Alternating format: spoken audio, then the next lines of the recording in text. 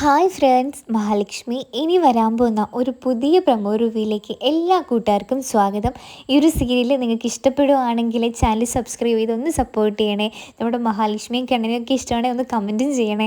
അങ്ങനെ നമ്മുടെ മഹാലക്ഷ്മിയോടും കണ്ണനോടും തീരാത്ത പകയുമായിട്ട് നിൽക്കുന്ന കുറച്ച് പേരാണ് കണ്ണൻ്റെ കൂടെ നിൽക്കുന്നത് തന്നെ. അതിൽ പെട്ട 3 പേരാണ് മഹാലക്ഷ്മിയുടെ അനുജത്തി കരുണയും അച്ഛനായ പ്രതാപൻ്റെ മുത്തശ്ശിയൊക്കെ. എന്നാൽ ഇവർക്ക് വലിയൊരു തിരിച്ചടി തന്നെയാണ് നമുക്ക് കിട്ടുന്നത്, കാണാൻ സാധിക്കുന്നത്. വലിയൊരു തിരിച്ചടി കിട്ടുന്നുണ്ട് അവർക്ക് 3 പേർക്കും.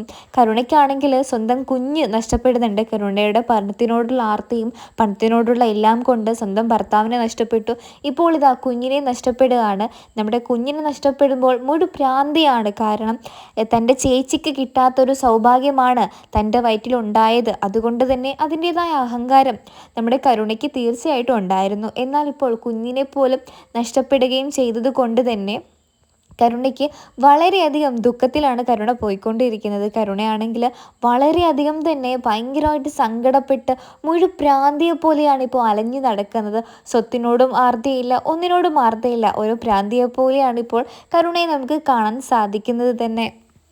അതിനുശേഷമാണെങ്കിൽ പ്രതാപനും മുത്തശ്ശിയൊക്കെ ആണെങ്കിൽ കരുണയുടെ ഈ ഒരു അവസ്ഥയെക്കുറിച്ച് വളരെയധികം സങ്കടപ്പെടുകയും ദുഃഖത്തിലാവുകയും ചെയ്യുന്ന ഈ ഒരു രംഗത്ത് തന്നെയാണ് പ്രതാപനും മുത്തശ്ശിക്കുമുള്ള ആ വലിയൊരു തിരിച്ചടിയുമായി കണ്ണനും മഹാലക്ഷ്മിയും എത്തുന്നത്.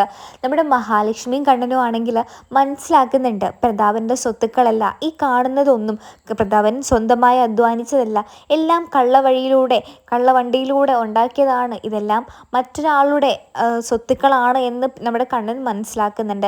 തൻ്റെ അച്ഛനെ കൊന്ന ആ ഒരു ദേഷ്യം കണ്ണൻ്റെ ഉള്ളിലുള്ളത് കൊണ്ട് തന്നെ പ്രതാപനെ എങ്ങനെയെങ്കിലും തരിപ്പണമാക്കണമെന്നാണ് നമ്മുടെ കണ്ണൻ ചിന്തിക്കുന്നത്.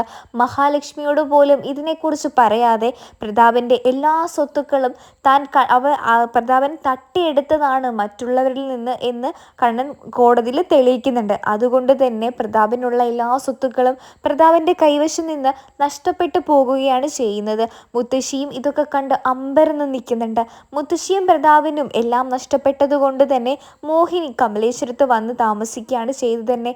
അതിനുശേഷം കണ്ണൻ എല്ലാം തുറന്ന് മഹാലക്ഷ്മിയോട് കണ്ണൻ പറയുന്നുണ്ട്, ഇത് തനിക്ക് സങ്കടമാവണമെന്ന് വിചാരിച്ച് ചെയ്തതല്ല, ഇതെങ്കിലും ഞാനിപ്പോൾ ചെയ്തില്ലെങ്കിൽ അത് വലിയൊരു മോശമായിരിക്കും, അതാ തന്നോട് പറയാതെ ഇതെല്ലാം പോയി ചെയ്തതെന്ന് കണ്ണൻ ദേഷ്യത്തിൽ പറയുന്നുണ്ട്. മഹാലക്ഷ്മി അമ്മയോട് പറയുന്നുണ്ട്, സാരമില്ല അമ്മേ, എല്ലാം ശരിയാവും, അമ്മയ്ക്ക് ഇവിടെ നിൽക്കാലോ, അവരെന്തായാലും എങ്ങനെയെങ്കിലും ജീവിക്കട്ടെ എന്ന് പറയുന്നുണ്ട്. അങ്ങനെ നമ്മുടെ കരുണയാണെങ്കിൽ ഒരു പ്രാന്തിയെപ്പോലെ അവിടെ നിൽക്കുന്നത് കാണുമ്പോൾ മഹാലക്ഷ്മിക്ക് ഏറെ സങ്കടം തോന്നുന്നുണ്ട്.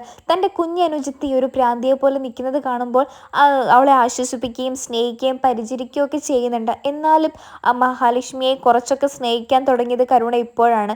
ഒരു പ്രാന്തിയായി തൻ്റെ ഓർമ്മകളെല്ലാം നഷ്ടപ്പെടുകയൊക്കെ ചെയ്ത കരുണയ്ക്കാണെങ്കിൽ സ്വന്തം ചേച്ചിയോട് തനിക്ക് മുൻപ് വെറുപ്പുണ്ടായിരുന്നു എന്നുള്ള കാര്യം പോലും നമ്മുടെ കരുണ മറന്നിരിക്കുകയാണ്. അങ്ങനെ കരുണയുടെ ആ ഒരു ജീവിതത്തിൽ ഇങ്ങനെ പോകുന്ന സമയത്ത് തന്നെയാണ് നമ്മുടെ പ്രതാപന് തിരിച്ചടി കിട്ടിയിരിക്കുന്നത്. പ്രതാപനും മുത്തശ്ശിയുമാണെങ്കിൽ ഇപ്പോൾ പെരുവഴിയിലാണ് നിൽക്കുന്നത്. അതുകൊണ്ട് തന്നെ അവർക്ക് ആഹാരം കഴിക്കാൻ പോലും അവർക്ക് വകയില്ലാതായി. അങ്ങനെ റോഡിലൂടെ അലഞ്ഞു നടക്കുന്ന ഈ ഒരു സമയത്ത് മഹാലക്ഷ്മി റോഡിൽ തൻ്റെ രണ്ടാനച്ഛനെയും തൻ്റെ മുത്തശ്ശിയും കാണാൻ ഇടയാവുന്നുണ്ട്. അവരെ കണ്ടതിനുള്ളിൽ ഭയങ്കര സങ്കടം വരുന്നുണ്ട് നമ്മുടെ മഹാലക്ഷ്മി ആണെങ്കിൽ തൻ്റെ രണ്ടാനച്ഛനോട് തൻ്റെ അച്ഛൻ ചെയ്ത എല്ലാ തെറ്റുകളും പുറത്തിട്ട് നമ്മുടെ മുത്തശ്ശിയെയും അച്ഛനെയും ഒക്കെ തിരിച്ച് വീട്ടിലോട്ട് കൊണ്ടുവരുന്നുണ്ട്. അങ്ങനെ ആഹാരമൊക്കെ കൊടുക്കുമ്പോൾ ആർത്തിയോടെ അത് കഴിക്കുന്ന പ്രതാപിനെയും കരുണയും പിന്നെ മുത്തശ്ശിയൊക്കെയാണ് കാണാൻ സാധിക്കുന്നത് തന്നെ. നമ്മുടെ കരുണയൊക്കെ ഒരു ഭ്രാന്തിയെ പോലെ ആയതുകൊണ്ട് തന്നെ ആ ഒരു സങ്കടമൊക്കെ ഉണ്ട് നമ്മുടെ പ്രതാപനാണെങ്കിൽ.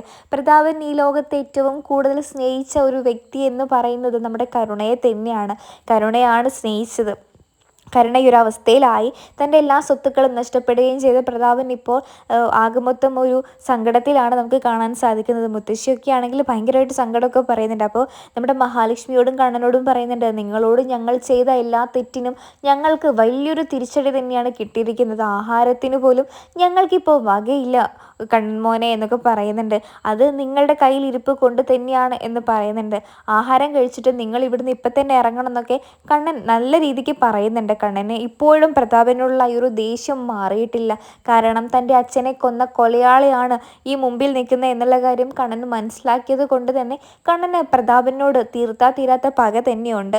അങ്ങനെ മഹാലക്ഷ്മി പറയുന്നുണ്ട്, കണ്ണേട്ട അവർ ഇന്ന് ഇവിടെ താമസിച്ചോട്ടെ എന്ന് പറയുമ്പോൾ, ഇല്ല മഹാലക്ഷ്മി, അതൊരിക്കലും സാധ്യമല്ലെന്ന് കണ്ണൻ മുഖത്ത് നോക്കി തന്നെ നമ്മുടെ മഹാലക്ഷ്മിയോട് പറയുന്നുണ്ട്. മഹാലക്ഷ്മിക്ക് കണ്ണൻ്റെ ഈ ഒരു വാക്കുകൾ അനുസരിക്കേണ്ടി വരുന്നുണ്ട്.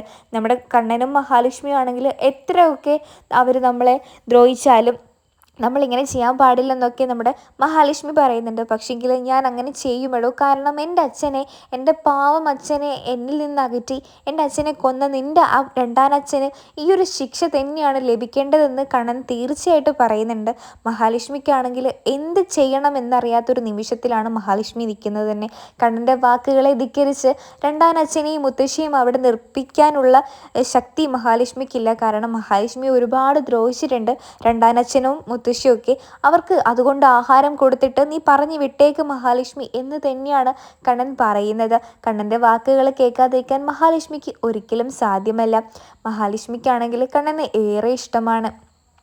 ഈ ഒരു അവസ്ഥയെല്ലാം മനസ്സിലാക്കി നമ്മുടെ കണ്ണനോടും മഹാലക്ഷ്മിയോടും ആഹാരം തന്നതിലും എല്ലാത്തിനും നന്ദി പറഞ്ഞ് എല്ലാ ചെയ്ത പാവങ്ങൾക്കും ക്ഷമയൊക്കെ പറയുന്നുണ്ട് നമ്മുടെ മുത്തശ്ശനും മുത്തശ്ശിയും കരുണയുടെ അച്ഛനായ പ്രതാപനും എല്ലാവരും കൂടെ തന്നെ. പക്ഷെങ്കിൽ തെറ്റുകൾ ക്ഷമിക്കാൻ ഇനി തനിക്ക് വയ്യെന്നും ഇനി ഇവിടെ കണ്ടുപോകരുതെന്നും ആഹാരം ഏതൊരു മനുഷ്യന് കൊടുക്കണമെന്നും എൻ്റെ അച്ഛൻ പഠിപ്പിച്ചിട്ടുണ്ട് എന്നാണ് നമ്മുടെ കണ്ണൻ പറയുന്നത് തന്നെ പ്രതാപനോട്.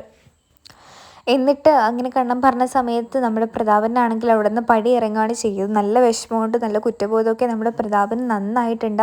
പക്ഷെങ്കിൽ തിരിച്ചറിവ് നമ്മുടെ പ്രതാപനും മുത്തശ്ശിയും വന്നിട്ടുണ്ട്. അങ്ങനെ അവരവിടെ നിന്ന് പടി ഇറങ്ങി പോവുകയാണ് ചെയ്യുന്നത് തന്നെ. അങ്ങനെയാണ് ഈ ഒരു പ്രൊമോ റിവ്യൂ അവസാനിക്കുന്നത്. ഈ ഒരു സീരിയൽ നിങ്ങൾ ആരും തന്നെ മിസ് ചെയ്യാൻ പാടില്ല, കാത്തിരുന്ന് തന്നെ കാണണം. അപ്പോൾ മറ്റൊരു പ്രൊമോട്ടറും